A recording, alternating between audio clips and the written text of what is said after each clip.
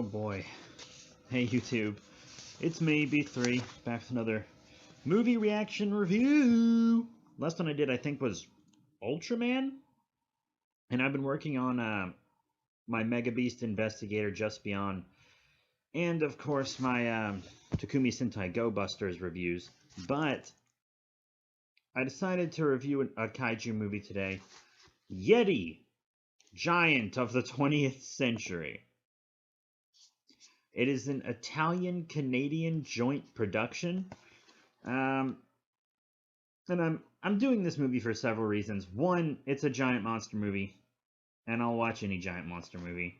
Two, it's a Yeti movie, and I just lump that in with Sasquatch, and I have this mission to watch as many Sasquatch, Yeti, Bigfoot movies as possible.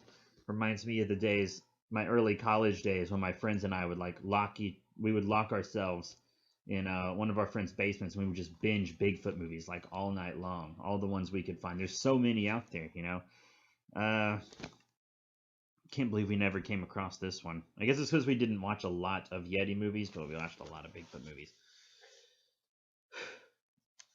But yeah, it's directed by Gianfranco Peroni as Frank Kramer as well, starring Antonella Interrigini, Mimo Crow, Jim Sullivan, etc. But it's from 1977, so it's obviously trying to kind of ride off the 70s King Kong movie. You can't fool me. I very clearly see what's going on here. It has the giant ape-like monster. He carries a woman several times. He doesn't climb to the tippy top of a skyscraper, but he does kind of climb up a little bit the side of a building to rescue the woman he likes. Professor Wasserman, played by John Stacy, is asked by industry magnate Morgan Honeycutt, a.k.a. Eddie Fay, to lead an expedition to study this giant Yeti that was found frozen in a large block of ice on Newfoundland's coast. The professor doesn't know that Honeycutt intends to use the prehistoric creature as a trademark of its multinational industrial group, which turns out to be a very big mistake. And that's from IMDb, just a little plot read-up that's on there. But Yeti, Giant of the 20th Century is bad. It's really bad. First, I want to talk about the Yeti himself. He has two facial expressions. His calm facial expression, and then his screaming facial expression, and that's it. And that's not because of some prosthetic on his face that moves real rigidly, because there's nothing really on his face. The Yeti outfit it's just a guy with a big freaking 80s hair looking wig, and it looks like he has just hair glued all over his naked body. And the face is just a human face. It's just the dude, and he's kind of grown a beard to look more hairy. And then he has these fake eyebrows over his real eyebrows. These fake caveman eyebrows that they just look like shit you'd get at a Halloween store. They look awful. And it's just a terrible looking design.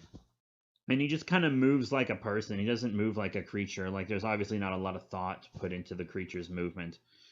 And it's whatever. The acting is bad all around. The professor was the best one.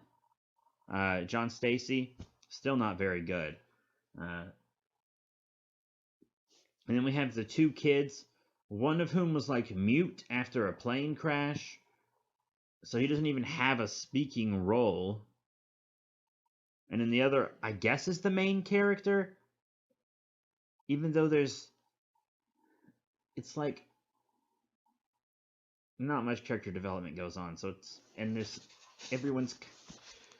the characters are bad, is what I'm trying to say here.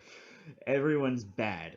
Because there's the niece who the Yeti thinks is his wife, because apparently the Yeti millions of years ago, because it's a prehistoric giant Yeti, he had a wife and son, and apparently the nephew and son of this big business guy are like his surrogates, and he wants to take care of them. And then he also kind of adopts the professor into the family because the professor like acts real nice towards him and everything.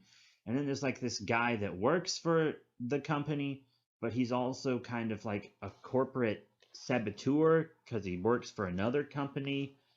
This is all spoilers, by the way, not that anyone cares.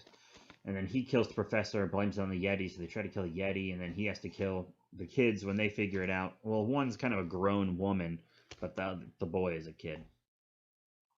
The whole thing is just shit. It's just writing off the success of King Kong.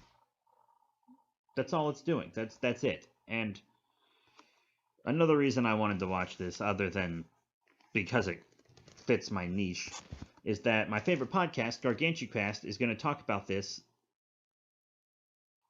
soon. Like, it's the next thing they're reviewing on Gargantucast. And I wanted to see the movie before I listened to them talk about it, you know? Since I absorb monster movies like it's nobody's business, I had seen every movie they've talked about so far. And they actually talked about some movies that I don't think get enough love, like Them, which made me very happy. But I just wanted to see this before then, and it was almost a mistake. It was so boring. I mean, it was really boring. I was at a point where it was 20 minutes until the film was over. I only had 20 minutes left in this movie, and I was like, I need to take a break. I can't stand this movie any longer. I have to take a break.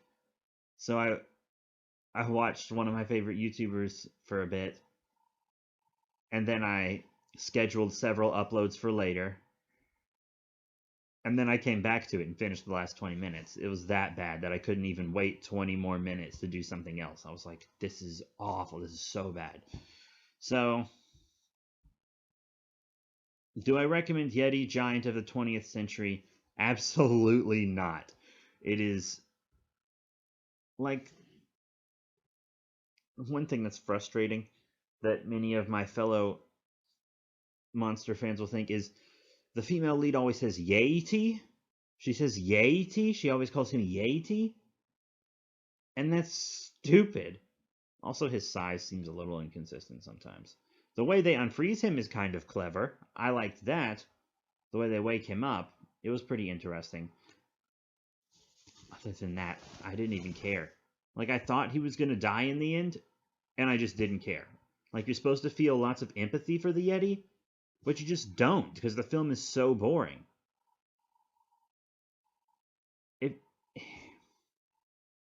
And you just expect him to die because it's a King Kong ripoff, and these big King Kong ripoffs, the ape pretty much always dies in the end.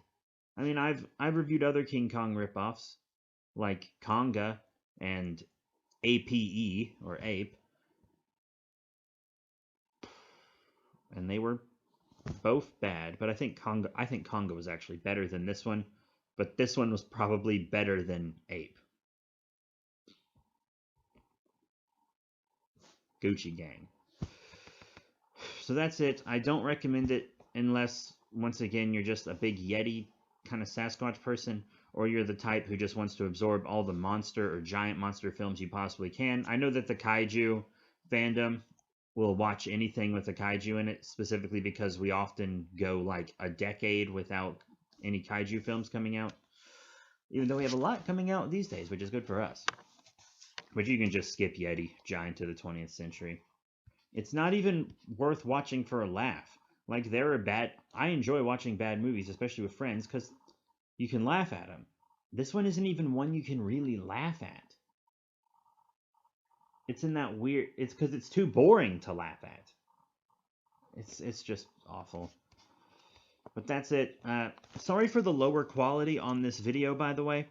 I'm not at home. I don't have any of my camera equipment. My friends are on kind of a little one-night Christmas get-together thing, and it's raining outside and freezing outside, and they didn't want their dog to have to sleep outside. You don't want to sleep outside, do you, girl? No, you don't. So, I'm staying here with her, so I don't have any of my stuff. But, I actually have no idea what movie I'll be doing next. Like, no idea what movie I'll be doing next. Hashtag Gucci Gang, hashtag YOLO. But, I do have several videos already made and scheduled to upload. I think I might just go ahead and throw this one up, though, so I can have it out in time for GargantuCast's new podcast. But that's it. Thank you all once again. See y'all later.